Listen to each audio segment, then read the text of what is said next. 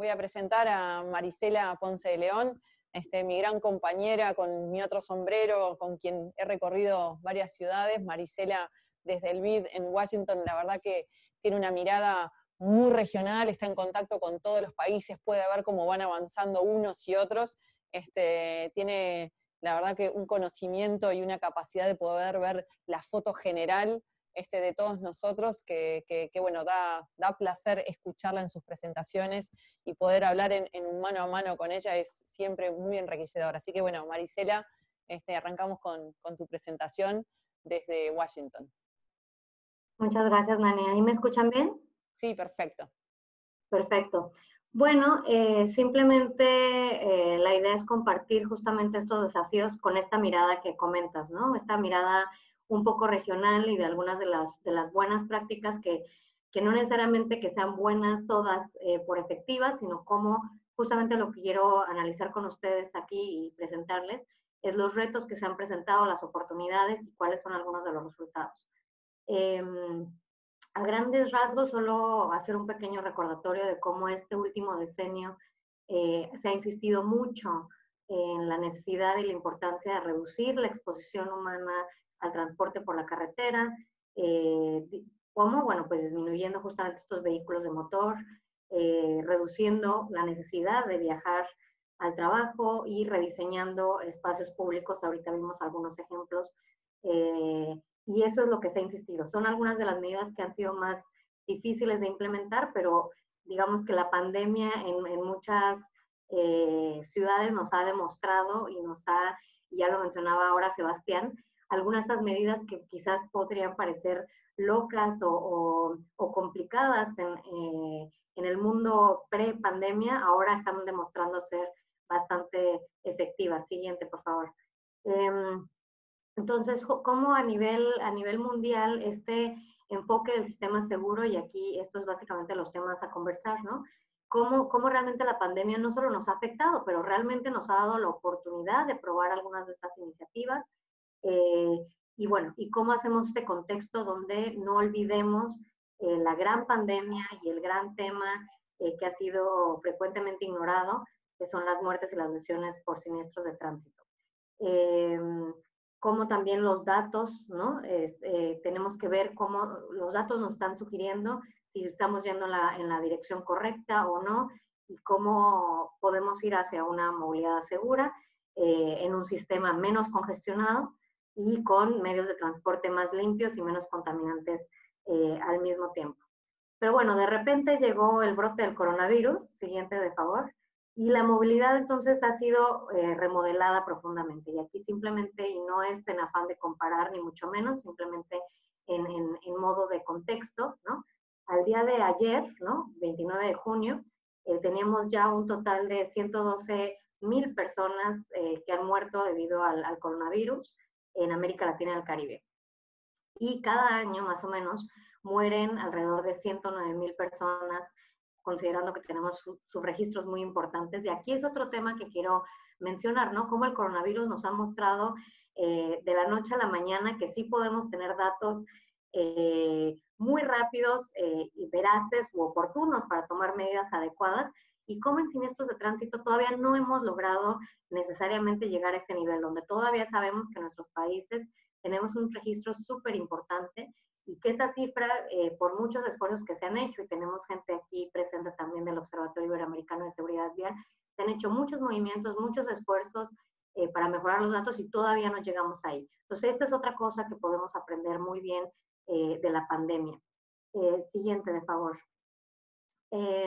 Y lo que queremos ver es, ¿no? Ahorita, justamente el COVID, pues, representa obviamente una incertidumbre enorme, no tenemos aún la vacuna, no tenemos aún, estamos aprendiendo sobre la marcha, de cuáles son los riesgos, cómo se podría disminuir los rasgos de contagio, también las curas y demás, pero ese pretexto ya no lo tenemos con los siniestros de tránsito. Con las lesiones de tránsito no tenemos ese pretexto más, porque sabemos la receta, tenemos las medidas preventivas y no podemos dejarnos llevar por ese justificativo o ese pretexto como ya les decía, ¿no? Vemos que, bueno, países los países a nivel regional están teniendo el problema con COVID y en muchos se ha debido también a que no se han implementado esas medidas preventivas a tiempo. Pero bueno, estamos aprendiendo, repito, sobre la marcha y eso es algo muy similar al tema de los siniestros de tránsito. Aquellos países o aquellas ciudades donde no se han implementado estas medidas en tiempo, pues tenemos también estas tasas mucho más altas. Siguiente, de favor. Si vemos también ahora, mientras se reactivan las economías en la región, vemos varios retos, ¿no? Uno de ellos es que ahora las ciudades han tenido, y ya se han comentado a nivel, aquí en algunas de las ciudades que han presentado, como por el tema del COVID, y aquí entran un poco las cosas que son no necesariamente, pues sí, contradictorias entre la prevención de las lesiones de tránsito y la prevención de contagios por la pandemia, donde se ha reducido el uso del transporte público hasta en un 80% en muchas de nuestras ciudades. Y esto obviamente representa retos enormes para las ciudades y las economías de nuestros países. Y de por sí en muchas de nuestras ciudades y nuestros países ya los sistemas los sistemas de transporte ya estaban en temas complicados a nivel financiamiento. Entonces esto los está poniendo en un mayor riesgo. Y lo que no queremos ver después de la pandemia es, pues obviamente, sistemas, digamos, colapsados y obviamente un aumento muy importante en los vehículos automotores, que como ya mencionaba yo antes, es uno de los temas que no se ha implementado del todo en el diseño de acción y que es uno de los más efectivos realmente para reducir la exposición a las lesiones de tráfico. La siguiente, de favor. No olvidemos además, ¿no?, que viéndolo no solo por la exposición al riesgo, sino también por el tema de las emisiones, la contaminación y las enfermedades también respiratorias. El transporte motorizado es responsable de alrededor del 37% y en algunos cálculos hasta más de las emisiones de CO2 y lamentablemente es el sector de mayor crecimiento en América Latina y el Caribe. Últimamente con la pandemia esto ha cambiado, esto puede ser positivo, obviamente este puede ser una de las por ahora beneficios de la pandemia, aunque como ya se ha mencionado antes, post pandemia esto puede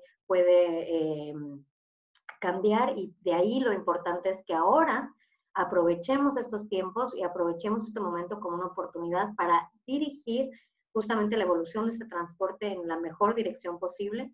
Y se tomen las medidas y los ajustes y los lineamientos, legislaciones, etcétera, ahora y no después cuando ya sea más tarde. Siguiente, de favor.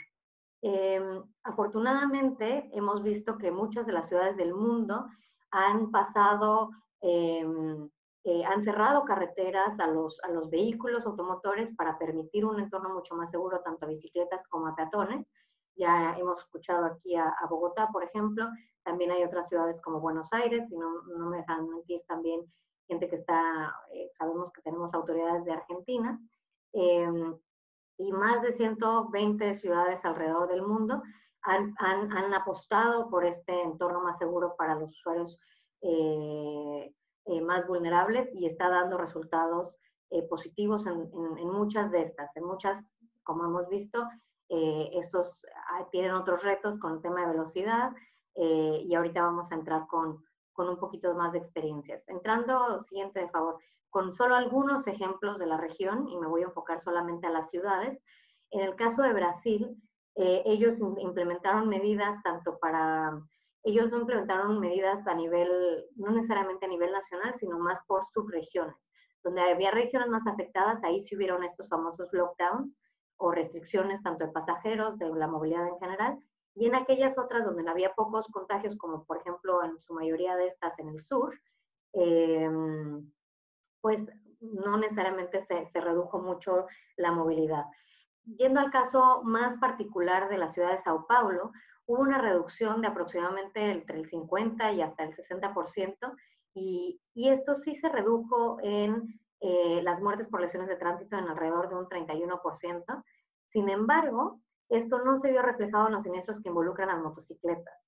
En las motocicletas hubo un aumento de demanda de servicios de entrega y por lo tanto los motociclistas en circulación, y en comparación con el mismo periodo comparado del año pasado, hubo un aumento del más del 90% de ocurrencia de siniestros de tránsito en motociclistas.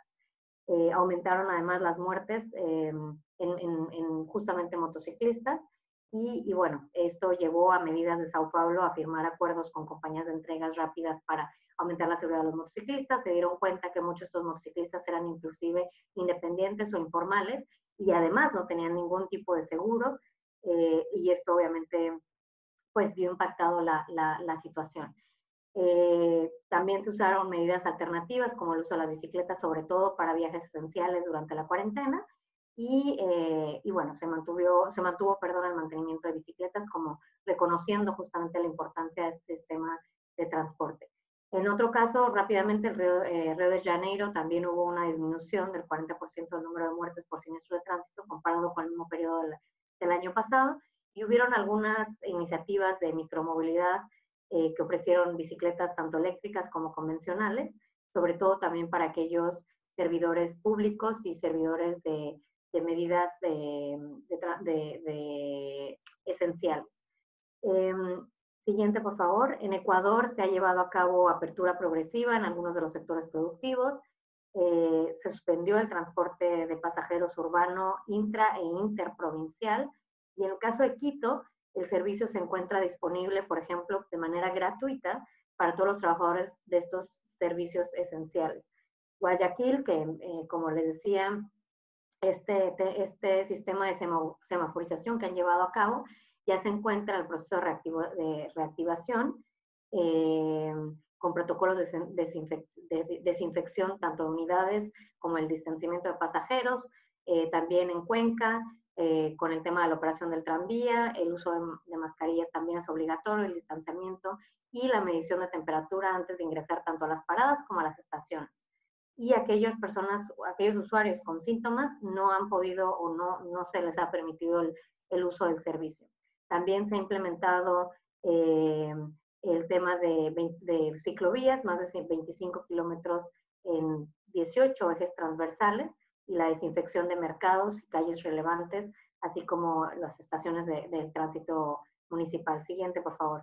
Colombia, bueno, y Bogotá de manera particular ya nos dieron un muy buen ejemplo y con muchos de los detalles que han implementado. Yo solo quiero resaltar nuevamente el gran éxito que ha sido ya exportado a muchas ciudades, inclusive europeas, no solo dentro de la región de América Latina y el Caribe, sino a otras regiones.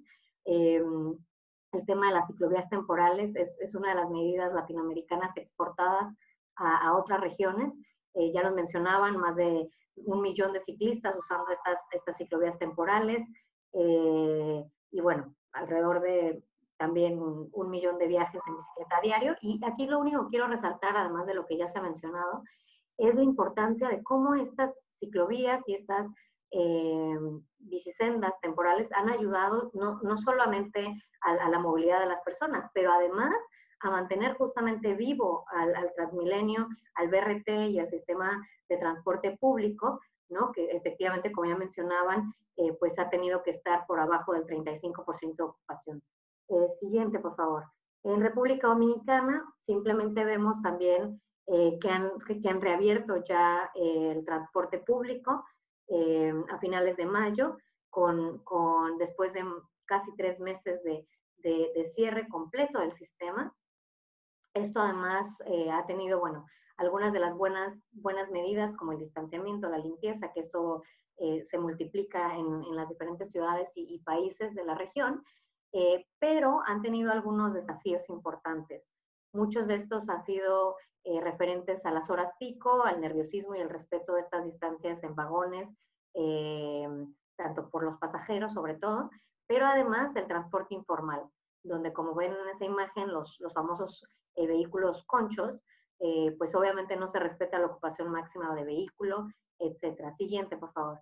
En Panamá, bueno, tuvimos todo el tema, además de los protocolos de limpieza, vehículos privados y taxis, solo se podían circular a horas muy restringidas y según la norma, de acuerdo al último dígito de su cédula. Por lo tanto, realmente redujeron y escalonaron el uso también de las vías como de los sistemas de transporte y estos nuevos vehículos. Lo mismo pasó con el minibús, el servicio de minibús, que tenía un horario de circulación, bueno, la limpieza, como ya les decía, los protocolos, y una estrategia de comunicación muy importante que ya lo mencionaba también Joana, la importancia de mantener a los usuarios bien informados al respecto. También hubieron la toma de temperatura, se suspendieron rutas y se redujeron el número de autobuses también para tener un mayor control. Y bueno, también se dieron prórrogas importantes para los usuarios, como sobre todo en el tema de vencimiento de licencias por hasta junio, hasta el 30 de junio, y probablemente se extenderá quizás. Y eso fue también bastante bien aceptado. Siguiente, por favor. En El Salvador, bueno, ellos tomaron las medidas desde muy al principio, cerrando fronteras completamente de todo el país. Se mantuvieron también excepción para los trabajadores del sector salud, policía y funcionarios públicos en centros de contención, y se mantuvieron las restricciones, y las restricciones nunca fueron fijas, sino siempre se fueron extendiendo con base en los picos y con base en cómo se iban manejando estos números alrededor de las diferentes ciudades, pero sobre todo en San Salvador, pero a nivel general también en el país. También se hicieron justamente la circulación de personas particulares a través del último número del documento único de identidad. Siguiente, de favor. En Paraguay tuvimos una reducción del 22% de siniestros comparado con el mismo periodo del año pasado. Sin embargo, es muy importante notar, como van a ver en la lámina, que aún pues no necesariamente tuvieron medidas específicas o particulares para proteger a los peatones o a los ciclistas en esa temporada, ni necesariamente políticas que promovieran la movilidad activa de manera segura. ¿Y esto qué es lo que pasó? Lo que pasó es lo que estamos viendo aquí. Que de los 8,000, casi 300 pacientes, vemos que un número muy grande de casi 1,300 pacientes fueron víctimas de siniestro de tránsito, de los cuales la mayoría fueron motociclistas. Entonces, vemos que en Paraguay, al no tomarse estas medidas, se mantuvieron básicamente a nivel general, pues números muy altos, la mayoría de estos motociclistas, y no se tuvieron en cuenta algunas de estas medidas, y por lo tanto no se han mantenido, se han mantenido las muertes, aunque hubo una reducción. Por lo tanto, si bien hubo una reducción en términos generales, no en términos proporcionales. Siguiente, de favor. Y con esto quiero cerrar muy rápidamente con algunas reflexiones, ¿no? Y en estas reflexiones simplemente cómo nos estamos preparando ya para el día de mañana, para la reapertura. Cómo nos estamos preparando en estos sistemas que ya han probado que necesitan hacer mejoras. Estamos realmente considerando a los usuarios más vulnerables, y dentro de los más vulnerables, aquellas personas con discapacidad, niños en condiciones de pobreza, que ahora en la pandemia se ha demostrado que esto va a aumentar, y por lo tanto los estamos considerando ahora en la reapertura de las escuelas, no solo para que sean seguras por el tema de contagios, pero también por el tema de las lesiones de tránsito. Siguiente, por favor. En términos de la movilidad en nuestras ciudades, ¿esto realmente va a cambiar después del COVID? Pues no lo sé. Esto va a depender de todos ustedes, que son autoridades y que son pues decisores en cómo se va a seguir moviendo la gente a nivel ciudad. Las buenas noticias es que en todo este periodo ya hemos tenido la experiencia y la evidencia en carne propia de cómo se ven y cómo se sienten estas ciudades sin tanta congestión, sin tanta contaminación, con menos ruido, menos exposición al tráfico. Entonces vamos a nutrirlo y vamos a aprovecharlo, o vamos a regresar al sistema anterior, o vamos a empeorar con esta post-pandemia. Hemos ya visto la importancia de la densidad urbana, cómo afecta el riesgo y por lo tanto la importancia de la planeación. Entonces, ¿lo vamos a tener en cuenta de ahora en adelante o vamos a seguir, repito, como antes? Hemos también vivido ya las oportunidades que nos da el teletrabajo. Sabemos que esto no se beneficia a todos los sectores de la población, pero sí podemos ayudar a reducir viajes innecesarios de muchos de aquellos trabajadores que sí pueden beneficiarse de esto. Entonces, ¿cómo vamos a migrar al respecto? Siguiente, por favor. Hemos observado también que a menor tráfico, calles de gran capacidad vacías, aumenta la velocidad hasta en un 50%, y eso pues nos está obviamente empeorando la situación. Pero ahora justamente tenemos esa gran posibilidad de transformar la movilidad a modos más activos, como ya lo han mencionado varios de los que me antecedieron, y cómo podemos mejorar la infraestructura para estos usuarios, además de reducir la velocidad, porque como ya decía, a calles de gran capacidad aumenta la velocidad y se ha demostrado en algunas de las ciudades de la región que inclusive hasta en un 50% de velocidad promedio, y por lo tanto, aún cuando tenemos las leyes y muchas personas, pues sí, las han ignorado y se han mantenido algunos comportamientos irresponsables al respecto. Siguiente, de favor. Entonces, mientras nos preparamos para esta reapertura, en estas condiciones de por fases, realmente cómo no solo aseguramos que sean más limpias y mejores, sino también más seguras, porque si no son más seguras, pues obviamente los beneficios de las otras medidas se van a perder porque seguiremos perdiendo vidas en nuestras vías. ¿Cómo mantenemos algunos incentivos para que los vehículos privados se mantengan en bajos usos y no aumente? ¿Cómo hacemos que la demanda perdón, que la oferta se mantenga aun cuando la demanda se reduzca, pero lo hacemos a través de darles una seguridad a los usuarios para que sigan usando el transporte público y no tengamos el problema con el que China está pasando actualmente, que se está disparando el uso y la compra de vehículos privados. Y como ya decía, aprovechar de esta temporada, de esta reapertura de ciudades como lo han hecho en Buenos Aires, como lo ha hecho Bogotá, para reutilizar ese espacio público para peatones, ciclistas y reasignar todos estos espacios. Siguiente, de favor. Por lo tanto, como comentaba, la movilidad activa, la movilidad urbana es crucial en todos nuestros países, mientras, sobre todo, y consideremos que América Latina y el Caribe es una de las regiones donde más nos estamos urbanizando y a una tasa muchísimo más elevada. Por lo tanto, tenemos que realmente observar el tráfico, observar cómo es lo que estamos viviendo durante la cuarentena, siguiente, de favor, y usarlo para realmente mejorarlo. Algunas de las acciones, simplemente no olvidar, basarnos en la evidencia, basarnos en los datos, como se ha demostrado que sí lo podemos hacer a través de esta pandemia, y como hemos visto, mientras hay voluntad política, las medidas se pueden implementar de una mejor manera, y el trabajo es imperdonable y insustituible que lo hagamos de manera inter y multisectorial. Siguiente, de favor. Siguiente, de favor. Parte de lo que nos ha enseñado el COVID, que lo podemos usar justamente para nuestros sistemas, es que los sistemas tienen mucho que mejorar todavía. Cuando hay una voluntad política, perdón, cuando hay una prioridad compartida, ahí se nos da y fluye perfectamente tanto la voluntad política como los recursos, y esto lo ha demostrado el COVID. Entonces, no debe de ser diferente para las lecciones de tránsito. Y lo que se ha demostrado también es que a todos nos interesa realmente la seguridad y la prevención. Siguiente. Por lo tanto, estos pulmones nuestros a nivel humanidad, a nivel personal, es muy importante que no solo los protejamos por el tema del virus y el tema de contagios, sino también por el tema de la contaminación, como decía en un principio, y la falta de actividad física, que es otro de los problemas que tenemos. Siguiente, de favor. Por lo tanto, yo los invito a todos los que estamos aquí presentes a que realmente cambiemos de chip, multipliquemos este tipo de iniciativas.